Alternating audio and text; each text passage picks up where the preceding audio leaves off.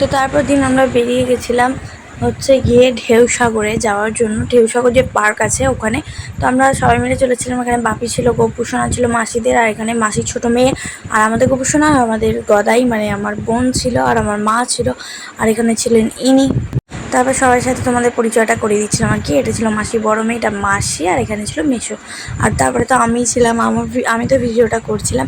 এখানে সমুদ্রের পাড়ে একটুখানি বসার পর তারপর আমরা আস্তে আস্তে প্ল্যান করলাম যে চলো ঢেউসাগরে যাওয়া যাক, ওখানে একটুখানি পার্কে ঘুরে আসা যাক। তারপরে ওখান থেকে রওনা দিলাম আমরা। তারপর ফাইনালি একটু 20 টাকা করে টিকিট কেটে এখানে ঢুকে পড়লাম। সেরকম কিছু দেখার মতো কিছুই ছিল না। আর এখানে একটা ব্যাপার আমার খুব বাজে লেগেছে, এখান দিয়ে ঢোকার আর বেরোনোর একটাই গেট। এখান দিয়ে মানুষের জ্যাম হয়ে যাচ্ছে, তাও মানে ঢোকার বেরোনোর একটাই গেট। এত টাকা যেহেতু টিকিট নিচ্ছে, সেহেতু একটা বেরোনোর গেটে এনাদের করা উচিত, আমার মতে যেটা মনে হয় আমি সেটা বললাম। তারপর গোটা পার্কটা আমরা ঘুরে ঘুরে দেখছিলাম, এখানে সেরকম কিছু ছিল না।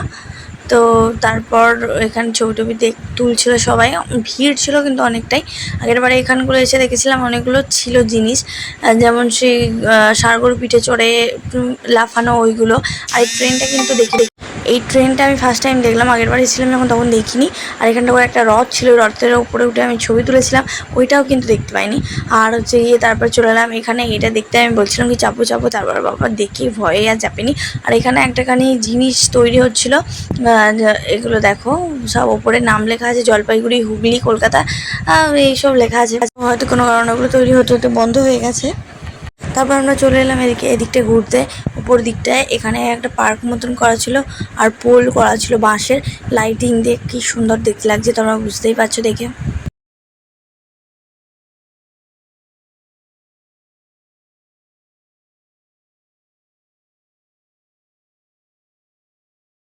আর তারপরে চলেছিলাম এখানে একটা দোলনা আছে দেখে, তো হাতটার উপরে উঠবো ভাবছিলাম, কিন্তু ওখানটা হয়তো কোনো কারণে কিছু ফল্ট হয়েছে, তাই জন্য ওখানটা ব্যারিকেড দেওয়া আছে, ওখানে ওঠা যাবে না। তারপর আমরা চলে এলাম এখানে বাইরে ঘুরে ঘাড়ে, তারপর চলে এলাম এখানে এসে একটুখানি সমুদ্রের পাড়ে বসলাম। আর এখন দিয়ে তারপর টাটা করে দিচ্ছিলাম, আজকের মতো রাত্রিবেলা তো আজকেই টাটা, কারণ কালকে আমরা চলে যাচ্ছি বাড়ি। দিয়ে তারপর এদিকে চলে এলাম কিছু জিনিসপত্র কেনাকাটার জন্য। আর মাদেরকে দেখতে পাচ্ছিলাম হারিয়ে ফেলেছিলাম, মারা যেহেতু আগে আগে আসছিলো। তো তারপর মাদেরকে খুঁজতে খুঁজতে গেলাম ওদিকে।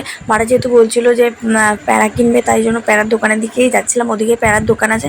তারপর ফাইনালি মাদেরকে দেখতে পেলাম, এই যে এখানে দাঁড়িয়ে আছে, ওখানে জিজ্ঞাসা করছিল দাম। তারপর ফাইনালি দোকানটায় এলাম, এখানে এসে অনেক কিছুই কেনাকাটা করলাম। তো চলো আজকের ভিডিওটা তাহলে এখানেই শেষ করছি। আর এই মোরব্বাগুলো খেতে কার ভালো অবশ্যই কমেন্ট করে জানিও, আমার তো খুব ভালো লাগে।